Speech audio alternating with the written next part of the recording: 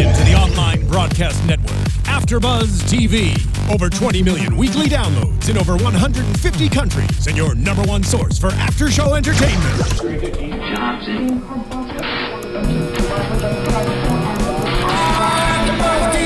AFTERBUZZ TV, the destination for TV superfans, producing after-shows for over 300 of your favorite TV shows, interviewing celebrities and showrunners, and bringing you behind-the-scenes exclusives. All thanks to E! Entertainment's Maria Menounos, producer Kevin Undergaro, and internet leader Akamai. Now, let the buzz begin! Hey guys, welcome back to AFTERBUZZ TV's Ascension After Show. I'm too excited. We are recapping Night 3, Episode 3. Whichever episode 5 and 6. 5 and 6. It's confusing. Night 3. It's Night 3. Yeah. It's Night 3 of Ascension, the finale of the mini-series. I hope not the last. We don't know yet. Potentially, it could be the last thing we ever see of Ascension. But let's dive into it. Who are you? I'm Zach Wilson. Yeah. I'm your host, Zach Wilson. My great panel, Isaac Johnson and Megan Salinas are here. Hello. Jackie Brasky unfortunately couldn't join us tonight, but we wish her well. She's on Proxima. She got transported by a magical electricity evolution. She was here one moment, thing. and then there was a lot of screaming, and then shoosh, gone. Something Written like off. that. Yep. Jackie Brasky's been written off of the podcast. Although that being said, where do you think the other guy went? Maybe he's in a different place. I mean, I guess it depends. Maybe he went to the red planet. Yeah, she went to the death planet. She went to the death. He went to the blue. Yeah. He took the blue pill. Yeah. But let's dissect this episode. Or first of all, what do you guys think? Overall thoughts? I was really surprised. Not so much at what ended up happening and the directions that the series took. I was just really surprised at how invested I found myself. Because you never know whether a show is going to be good or not when you start watching. But now that this is all said and done, I can definitely say that there were definitely points in my seat where I'm like leaning in, like staring at the TV. So I enjoyed it. I had fun. Yeah. Yeah, I thought it was cool. It's definitely the most action-packed episode that we've had. I really enjoyed that aspect of it, and I was pretty into it most of the way through. But then, that ending, kind of like in the pilot, or I guess almost knocked that over. Almost like in the initial episode, how like at the end it kind of really grabbed you, and you're like, oh gosh, now I need to know what happens next. That was kind of how it hit me at the end. Yeah, overall as a series, which is we just blew through this series in 3 days. But overall, the first episode really was like a solid episode. It had some faults that were almost like masked by the awesome twist at the end of the first night. Second episode, a little slow. Was clearly the middle. It was clearly like, this is the beginning, here's the big twist. This is the end, we're building to something crazy. Yeah. I got really excited. Like, I found myself way more invested than I realized when Harris is like, they are heroes, and they are going to space. My arm shot up. I'm like, yes, they're going to space. I got really excited. Zach was really happy when he said that. Yeah. Well, the thing for me is, as much as I love that twist, because just taking this show alone, that's a really fun twist. It's really exciting. It's really dramatic. But I was excited about this show because I was excited about a space show. Sure, yeah. We haven't gotten a good space show since Battlestar Galactica. And that was a while ago. It's been a couple years since Battlestar ended. Yeah, there's a lot of years, I think. Yeah, it's been long enough that you'd think somebody would have invested in a really good space series. Perhaps there was some sort of contract dispute with Trisha Heffler because she was in Battlestar. No one else was allowed to do space series. Some specific contract provision. Maybe there's something to that. Maybe people were intimidated for a little bit of doing space shows because I mean, besides Battlestar, the last really good one that people latched onto that I can think of anyway was Firefly. That one only lasted 11 episodes. Yeah, that was short-lived. I don't know. Maybe after Battlestar, people were like, okay, like that does it. We can't have another really good space show for a while. I guess space shows tend to be expensive, depending on what the concept is. Ascension, if it moves forward, does have the potential to be a lower budget space show because it's all confined to the ship, ship Ascension, if it does actually go into space, and whatever's going on in the base on the ground, and then of course we've got Stokes running around. There's all kinds of stuff going on, but it's nothing too insane. It's not Battlestar Galactica. There aren't space battles. Right. We don't have like battleships like traveling through time and nonsense like that. There aren't crazy robots running around. Yeah. Cylons. Stuff. And that's. I was gonna say, do you think when he says that they are going into space? I mean, we obviously see Aaron or Oren, or whatever we want to call him, on that planet at the end in space. I'm gonna guess. Does he mean the ship is actually going to travel, or are they all going to like transport themselves somehow like to these planets because they know about Krista's power? Go ahead. No. Oh, I was gonna say like that's my question too. Is like, was he planning on hitting a button that would launch them all, like, because theoretically Ascension had the capability of launching, but like I think it would throw everybody off if like they were to hit a button and they'd launch up into space, because then that would make what was supposed to be a 100-year journey or a 100-year experiment 150 years. Like they'd be on the ship for 50 years longer than they were planning on it. Sure. And like the illusion would still be broken if all of a sudden they launched up into space for real. That's true. Because there's no way you could launch the ship without everyone on the ship knowing. So Krista, I guess, would be the only option. Well, you could say, like, we have to go into a boost mode or something. Light speed. All of a sudden, after the boost, like, why isn't there any gravity anymore? But I think more likely the way that they're being teleported, and what we saw with Galt showing up on what I'm assuming is Proxima at the end there, I think Krista's powers eventually are supposed to get to a point where she can just transport the whole ship. And so they could be on Proxima like that. Like once she gets strong enough in whatever she can do. Yeah, well, that also seems to have oxygen on it, the planet Proxima. Yeah. Well, maybe that's the whole like point of no return thing, the fact that they're trying to like influence genetics, and they were hoping, I guess, to have Krista have that power, because it seemed like that's exactly what Harris wanted. Maybe that point of no return is like, okay, well, now they can actually go there because they've developed this person that can do what they need to do. Yeah, so in a sense they needed to, whatever it is about this evolution, they needed to bottle these people up. So it sort of was just like a 50-year countdown sequence, if we're putting all these pieces together correctly. Yeah, because they said it would take at least 3 generations before stuff like this would start popping up. Yeah. So I wonder, I guess the big question is, like, what is it that took 3 generations? Like, what is it about Krista that is different? Yeah, because that was never really fully explained. It's just like, okay, she has some psychic powers now that seem to have some and by not fully explained, you mean not explained at all.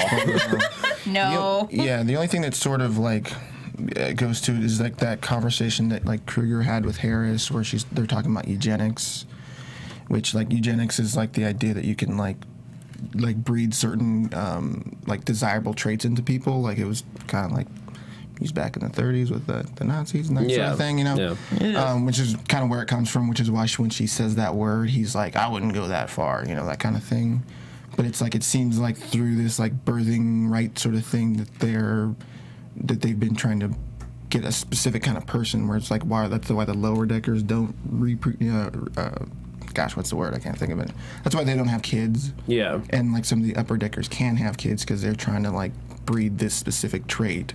you know, smart people have smarter babies, and then I guess apparently a psychic baby or something. Yeah, so Harris may not be in control. Like, I believe him when he says he is not in control of the birthing lottery. Because that would mess up the experiment. Yeah, because I think more than anything, he believes in this experiment. He believes in what he's doing, in what they're doing, and doesn't want to interfere. I think he does. Except when he wants a necklace. Yeah, except for that one time. Creeper. But although I guess he didn't. He just sent his man on the inside, and then he's like, get your wife's necklace and then drop it off. I'm sure that you won't find this weird or suspicious at all. Throw it into space. Don't worry about it. Just do it.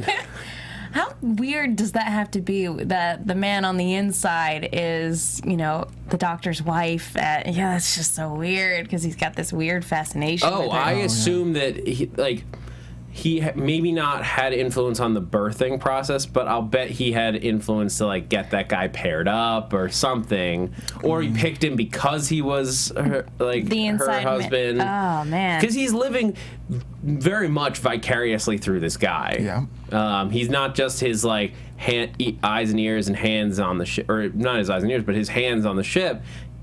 It's his hands on the woman that he loves. Yeah. So gross. creepy, so creepy.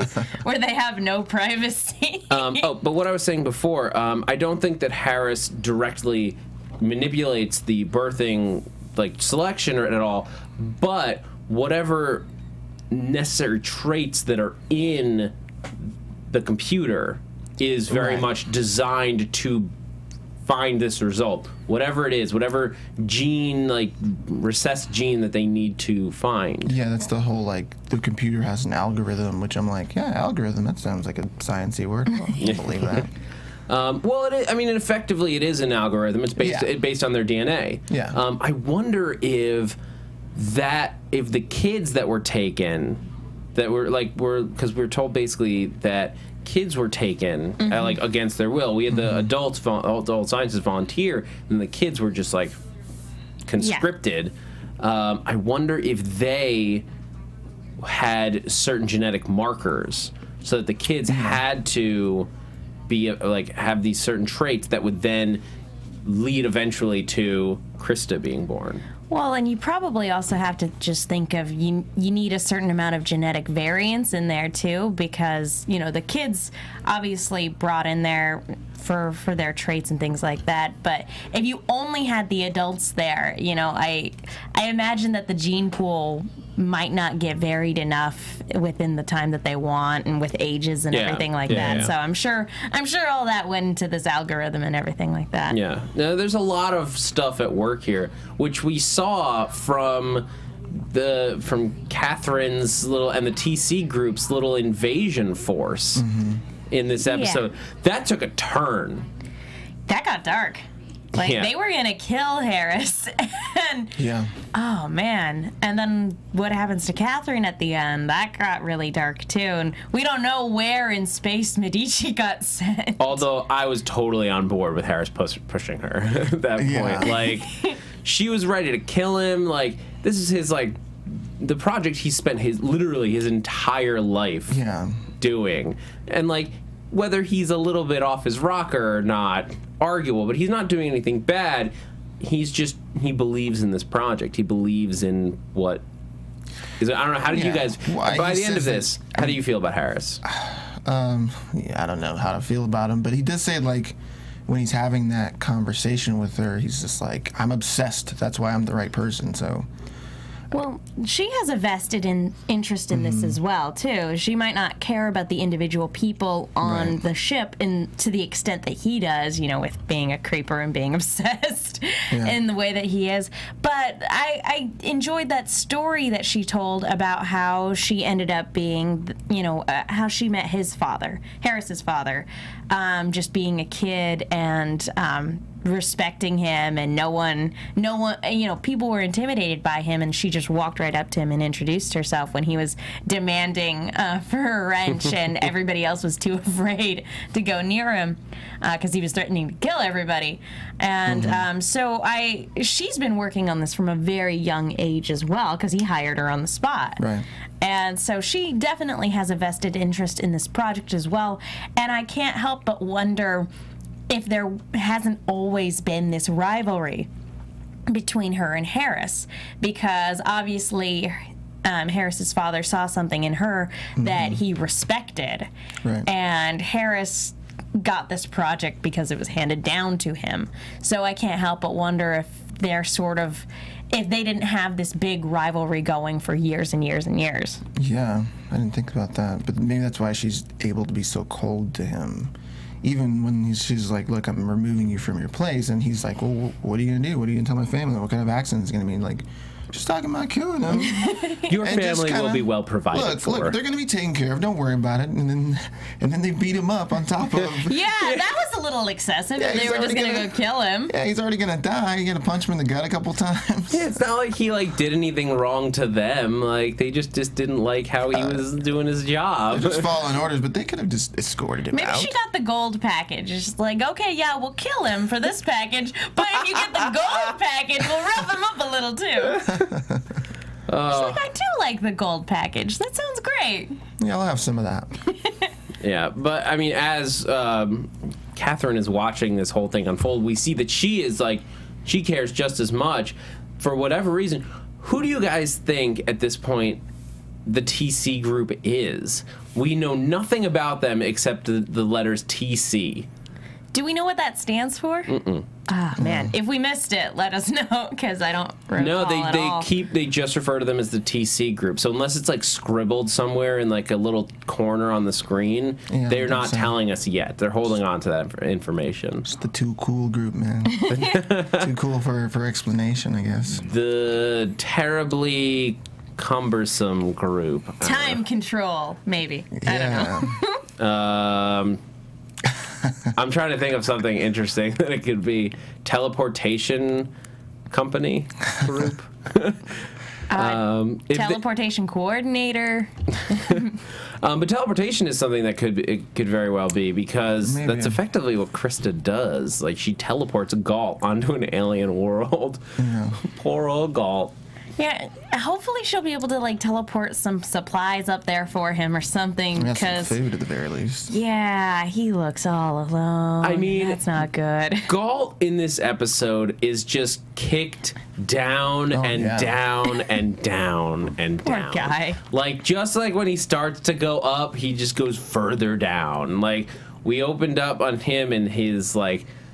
We're at the Astera celebration. at Astera, and his, like, the woman he's in love with gets, like, the permission to have a baby with... Granted, it's with her husband, but... Yeah, shouldn't be all that surprising. Yeah. But he, at the same time, he keeps getting turned down for marriage approval. Like, Yeah. at the same time, so he's not really allowed to move on in this scenario. Sure. So I'm not saying that he's guiltless or anything like Yeah. that, but, like, he's not really allowed to move on. So he keeps fixating on her, and that's not obviously good since she's married. How sad was that when the captain's like, did you apply for marriage license? It's like, 3 years running. Aw, And it's just like, oh, poor Galt. poor old Galt. Yeah, he'll All on his- console himself with a married woman. That's what you do, I guess. Or a bottle of alcohol. It's just really Yeah. sad. Everybody drinks on this ship. Yeah, where is all the alcohol coming from? That is my big question for this show, because it implies that there is a massive distillery on board, and that seems incredibly wasteful. Right. I gotta imagine. Well, I Could guess. you imagine going 100 years without booze, Zach? I think that if you're on a space mission, it's reasonable. Yeah, I Or can't necessary? imagine going 100 minutes without booze. personally. What do you think's in these cups? Yeah, I know. But I gotta imagine there's like a moonshine business somewhere with all the other like sort of black market. Well, they talk TC. about oh, sorry, did I cut somebody off? I said the TC makes the alcohol. there you Ah, what kind of liquor Oh, yay. I'm trying to think of a good liquor abbreviation that stands for It's the tequila can. Ooh, the tequila company. I like it. Tequila Company Group. So really, they're the good guys in this scenario, then. They sound pretty good to me. But so Galt, he also gets into a huge fight where he gets beaten down, and then he's knocked out, and then he's on And then he's on this mission to go and save everyone before they all suffocate. And of course, the captain sends him out to investigate stuff with the woman that he's in love with. Yeah, and that's just awkward. He's like, Captain, I could go do this other thing that needs to happen. He's like, no, you go do this thing I told you to do. Yeah. Oh man. And then to top it all off, he goes down. He starts pulling a Krista and is seeing Lorelai, and that's something else that's never explained too. Is why this vision of Lorelai keeps appearing and helping people get to wherever they need to go. Is she a ghost at this point? Is she a projection of Krista's own consciousness? Is she something else entirely? I don't know. I kind of want to say ghost because I like the idea of a ghost on a spaceship, but that's not. Again, I highly doubt that that's likely. I think it's more likely that she's some sort of manifestation of Krista's subconscious. She looked like something out of The Ring. Yeah, seriously. Yeah. Super creepy. She looked like Samara for sure. I guess Krista could be controlling her. But I was like, well, how the heck does Galt see her? I get Krista could be having her weird, how she sees the future and stuff. And can she project her to help him save her? Yeah, I mean, I'd say that if she's, I guess it depends on what this really is. Mm-hmm. Is it an evolution? They call it, they refer to it as punctuated evolution, which I'm assuming is just controlled, forced evolution, or in a way. But if it is just an evolution, then I guess it would be a psychic ability that's either helping her by having something show her information that she's not consciously aware of, or if it's not pure evolution and it's an outside force of some kind, something is showing her this to help her. I'm sort of figuring that when she hits Galt with the electrical bomb, whatever stuff, he gets a piece of it. Or she could be projecting to save herself. I could see either one. I actually didn't think about it that way, that he might, especially because he had that feeling. He was able to feel that that something was about to happen when she started to get in trouble. So that could definitely be it, that he's now more in tune with whatever's going on with her. Yeah, it's... It'll be, I wish I could say, it'll be interesting to see where they go. I hope we get to see where they're going with this. Because there's any number of places that her powers could take her and take this show. Because it's such a wild card at this point. We just don't have a lot of information. Yeah. So I want to take a quick break while we're at this nice little stopping point before we get into Captain Viandra. And we can and then we'll talk about Samantha and Stokes on the run. But I want to do a quick talk to you guys about iTunes because I want to give a shout out to some of you guys who heeded my call and went onto iTunes and hit us with a review for this very short show. And even though we're going off the air for now, these reviews matter more now than I think than on most shows, because as SyFy decides whether or not they're going to renew Ascension, whether they're going to pick it up for another season, another mini season, whatever they're going to do, they're going to be looking at stuff like AfterBuzz. They're going to be looking at, did fans like this? Did they engage with social media about this? Right. And if you don't think that it matters, the fact that you engaged about Ascension on Twitter, on iTunes, on all this stuff, it absolutely does. They are... I've heard from NBC network, network executives are making casting decisions, and writers are they're making decisions on what characters to bring back based on Twitter. So if you don't think this matters, you're wrong. It really does. And so the best way that you can help out, not just us, but also the show Ascension, is to go onto iTunes, subscribe to the podcast, hit us with a rating and a review. Make sure that everyone can see that there are tons of Ascension fans out there that want to see a season 2, that want to know what happened to Galt on wherever the hell he is. Yeah. And what's going to happen to this ship of people that's sitting there. And I want to know how Harris plans to get these people into space. And see the adventures of Stokes as he travels the world. Yeah. Drinking all the different vodkas. Yeah. But I want to give a shout out to some of our fans who were nice enough to leave us some reviews in the early days. Bass Clef says there sure was an elephant in the room.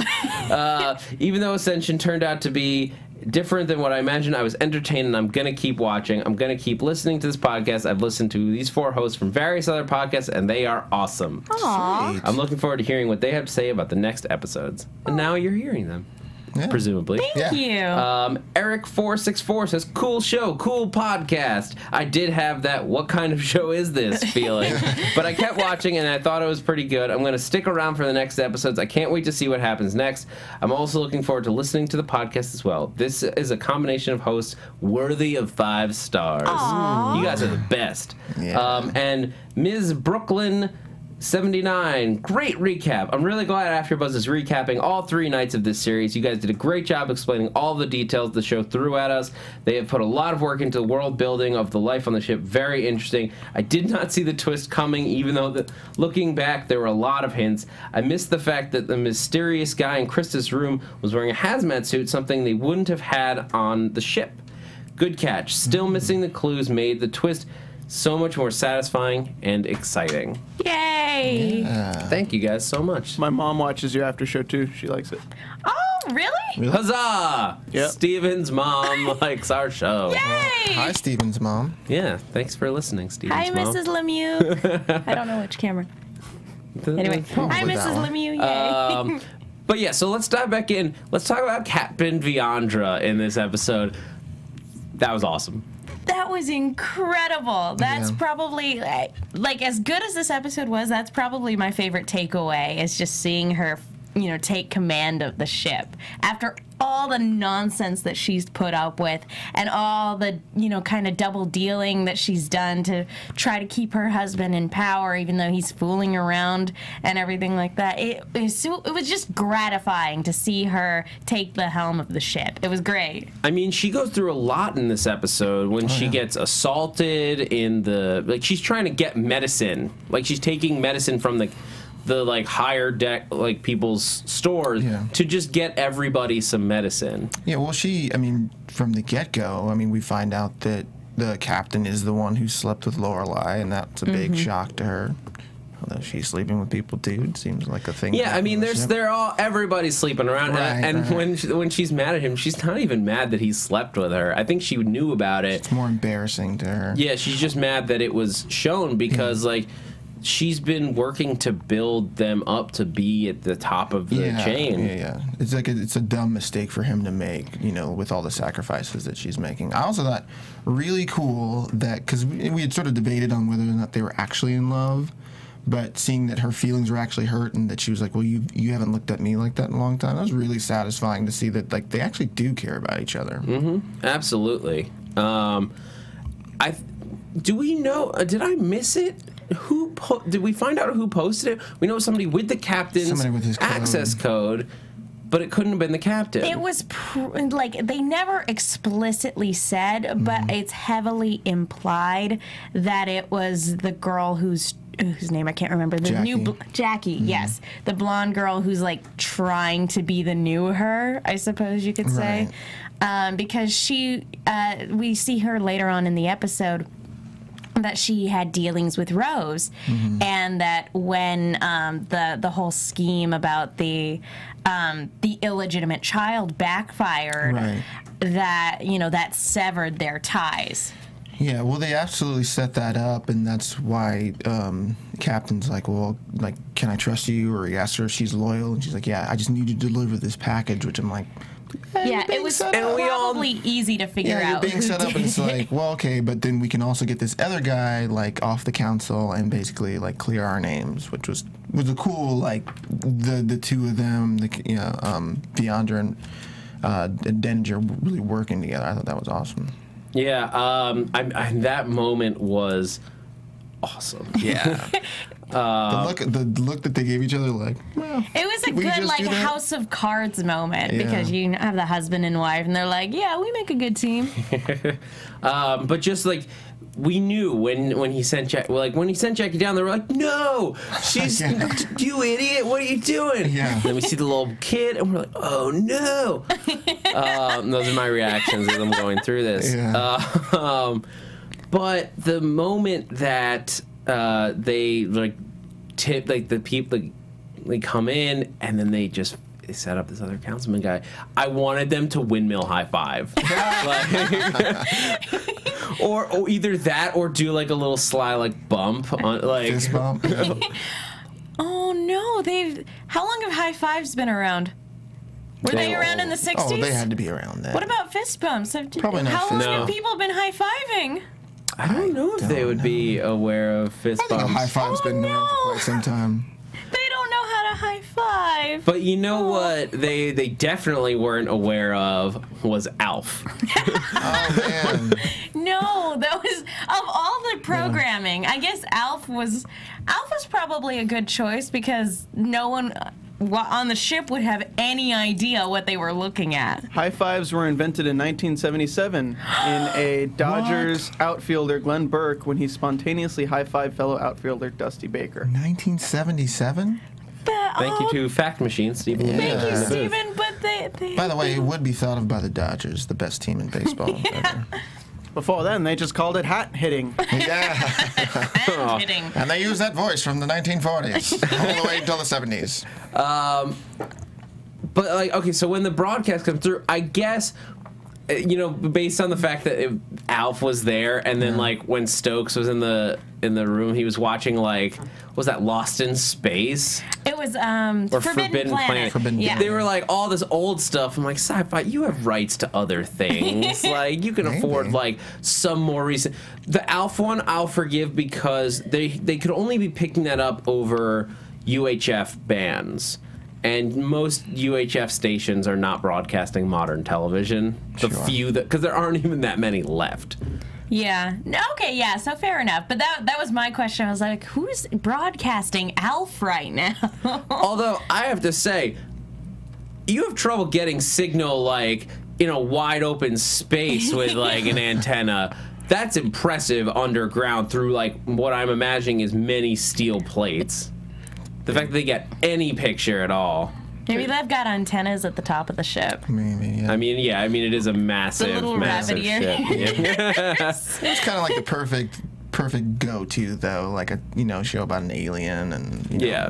And again, it's bizarre enough for somebody who's never looked at it before. Like, take somebody from the 60s, show them Alf, what are they going to think? It's going to be like, what the heck is this? I have no idea. Hilarious.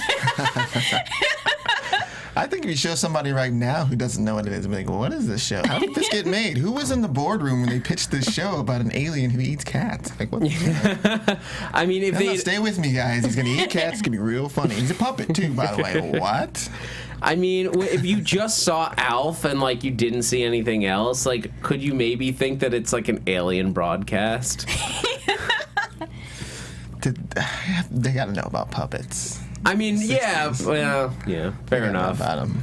Fair enough. But it's still weird enough for you to be like, this isn't like anything I've ever seen. And he points out that the cars are different and the clothes, The clothes are different. yeah. Speaking of weird and never experienced it before, what about when Viandra kissed James? Oh, yeah.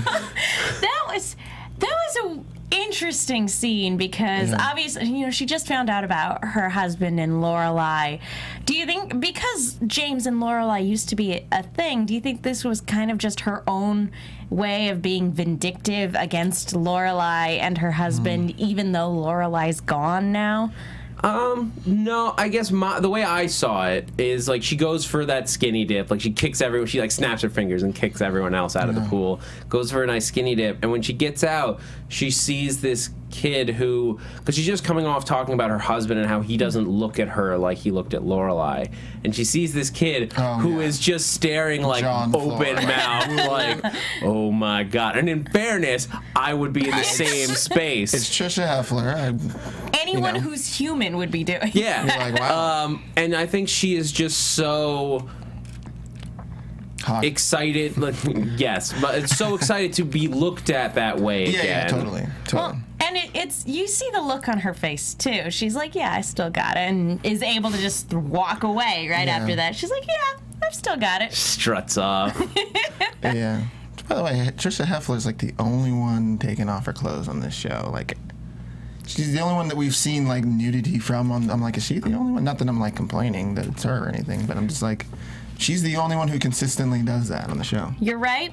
We need Aaron. We need him to do his part. Yeah. I mean, he's on an alien world. I don't know that he's going to be really He getting. could go skinny dipping. There could be water on this alien world. There's mud, I think. Do his thing. I mean, if it is Proxima, if it is where they were heading, you have to assume that they've somehow checked it to be like, that's a habitable world. They're not like, let's launch at this random place and just hope. Yeah, fingers crossed. Otherwise, his part of the story, if it continues, is going to be very short. Yeah. Yeah. But I have to, like, well, somebody has to get there soon or he's going to die real quick. Yeah, unless there's ways for him to get food, or like I said, unless, like, Krista starts teleporting more people there. Yeah, otherwise it's going to be like Sir Castaway. Yeah. Only in space. He is effectively playing Castaway, except that there's no ship, like there's no lifeboat coming, and he doesn't have a volleyball to help him. Yeah, even if Ascension were to launch right now, it's 100 years away. Unless Krista uses her magic electricity powers to transport everybody. Yeah. Or just transport him a friend. Just one. Yeah, just Mrs. Vanderhouse. Yeah, here's that girl you like. But like, I just want to touch on real quick before we wrap up Viandra's storyline. Those moments where she like stood up to Rose were so intense and fantastic, and credit to both actors in that scene. Trisha Heffler especially did a fantastic job in this episode. Her arc in this, I liked it a lot. Yeah. In this over these 3 or 6 episodes, depending on how you look at it, has been fantastic. She went from the vindictive, like we saw her outwardly as the vindictive, like controlling madam who's running this ship from the underground, to the broken wife of the captain who knows that she has to sleep around, that he has to sleep around, that they have to do these things that hurt each other in order to do what they want to do with their lives. But is truly in love with this guy, to the strongest, like, most badass captain that we've seen so far. Oh, yeah. Especially that moment on the bridge where he comes in, Rose comes in, and he's like, well, I'm going to take over because I'm the highest. Actually, I already changed that, because we're in a state of emergency, so you can go ahead and get off the bridge. She froze the chain of command, which begs the question, when her husband comes back from the lower levels, is she going to give it back to him? She did freeze the chain of command. She's acting captain right now. She could depose him if she wanted to. She could. I feel like she wouldn't, but she's not leaving that bridge. Like, she's not going anywhere. We're co-captains now. That's the thing. The thing is, they very much were co-captains the whole time. By running the stewardess crew, she's very much controlling the flow of information on the ship, while he controls the day-to-day. Right. They're like the greatest power couple. But yeah, so kudos to everybody there. Yeah. Oh, but also that moment where Rose is like, what kind of man lets his wife go off and sleep with somebody else? And like the kind of man who's not threatened by another man. Yeah. And I just like, she could almost like knee him in the balls at that point.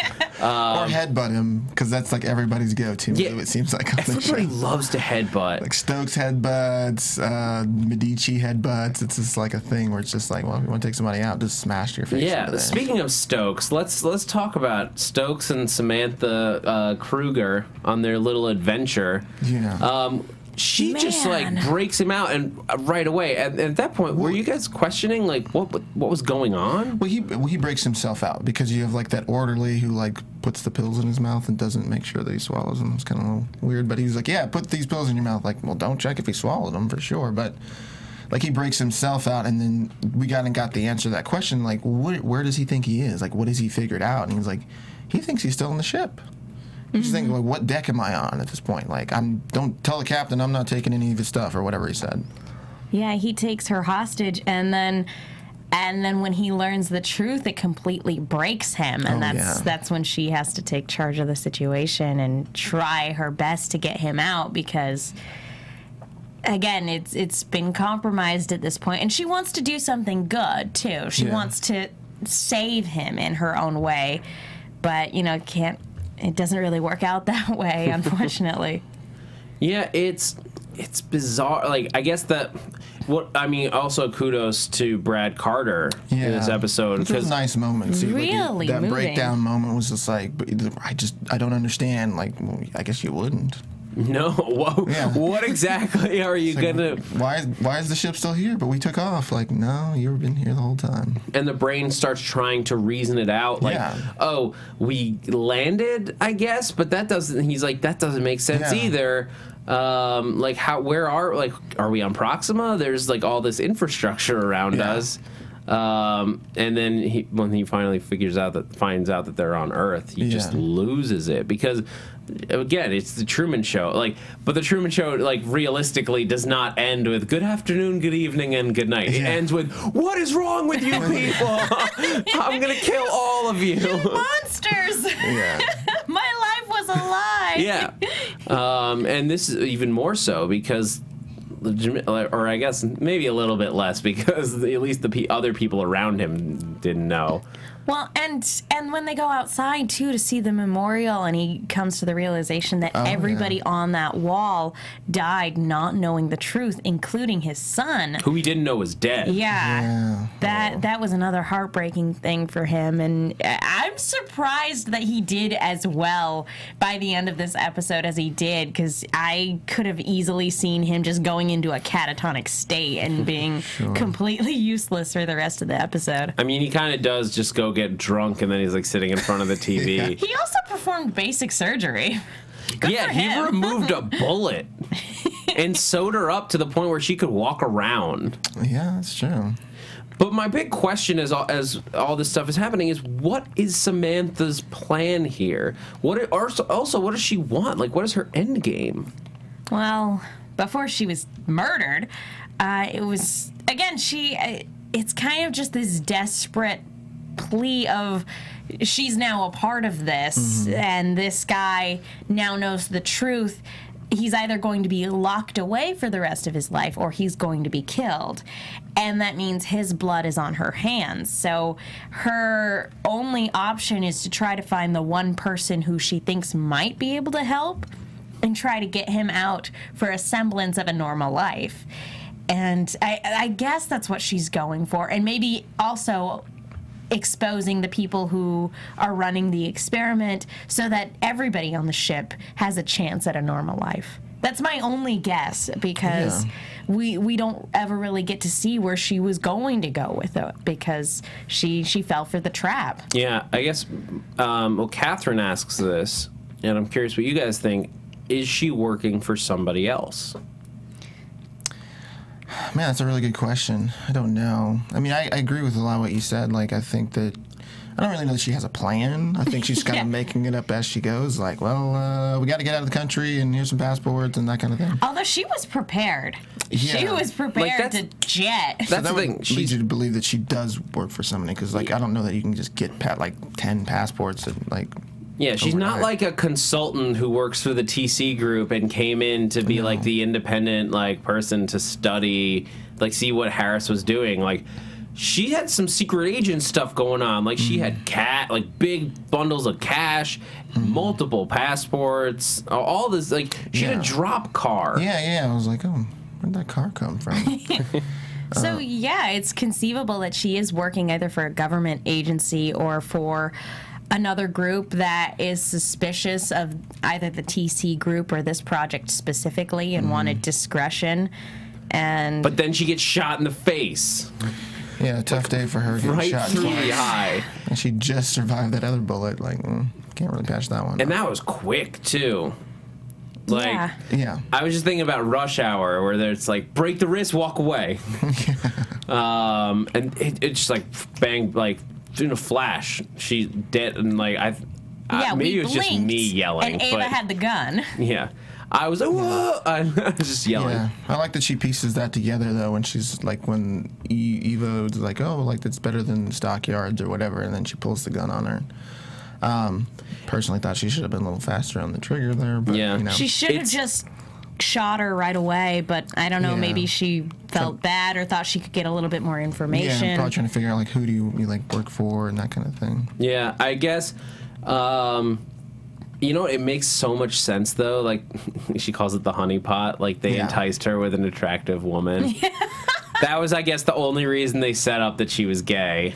I was actually thinking I didn't even really think of it in terms of her being attracted to this other person. I was thinking more just of the, you know, the actual trap setup. I wouldn't have it, except that she referred to it as a honeypot, which Archer taught me is when you lure somebody with sex.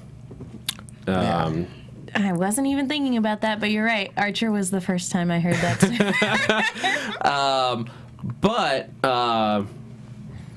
where was it? Oh, but to set up like the leading conspiracy theorist, of course, if somebody starts to get close to it, that's the first person they'll go to, and then you basically have somebody stationed to like head off anyone that is even. Well, I guess that too is like when Eva's just like, well, maybe we can just tell them that we're gonna go away and that kind of thing. I was like, that doesn't make any sense. If she's it makes a lot more sense now. Yeah, well, of course now it does. But I was like, she's a big conspiracy theorist, and suddenly she's gonna trust the government. Like that didn't make any sense. Like, oh no, because she was trying to find a way out of it. I guess. With the TC group, and you know, as we gotta wrap up, we're running out of time. But my last thoughts, like with the TC group, I believe less that this is at all anything to do with the government. Yeah. You would think it was some other outside interested party. Yeah, it's just like a private entity. Maybe a private company, or, you know, a lot of this was a large military project. Maybe they're military contractors of some sort. Yeah, like some different, like the CIA is a different version, you know, than the FBI and like these other groups that can't communicate with each other, maybe, something like that.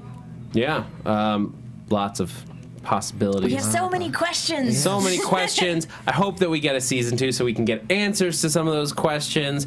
But that's going to do it for Ascension here at AfterBuzz TV. Thank you guys so much for joining us these 3 days, these 6 hours of television. So if people want to keep up with you, they want to see you on other shows. Are we not going to predict anything here? Or is that not? I think we've been predicting all episode, and we're getting the wrap-up sign. All right. But Isaac Johnson. Yeah, you can keep up with me on Twitter at Isaac Johnson, Instagram The Isaac Johnson, and check out my YouTube page, also The Isaac Johnson. I've got a music video and a short on there. Cool. You can follow me on Twitter at The Menguin. That's TheMenguin. I'm also on a bunch of shows here at AfterBuzz, including Agent Carter, which is coming up in January, Classic Who, and Sword Art Online. And you guys can follow me on Twitter at @ZachWilson, ThatZachWilson. And also here at AfterBuzz, a whole bunch of shows: Agent Carter with Megan Salinas, Classic Who, Archer coming up in the spring, and lots of other stuff. Be sure to tune in. I'm Zach Wilson, and thanks for geeking out with us. From executive producers Maria Menounos, Kevin Undergaro, Phil Svitek, and the entire AfterBuzz TV staff, we would like to thank you for listening to the AfterBuzz TV network. To watch or listen to other after shows and post comments or questions, be sure to visit AfterBuzzTV.com. I'm Sir Richard Wentworth, and this has been a presentation of AfterBuzz TV. Buzz you later. The views expressed herein are those of the hosts only and do not necessarily reflect the views of AfterBuzz TV or its owners or principals.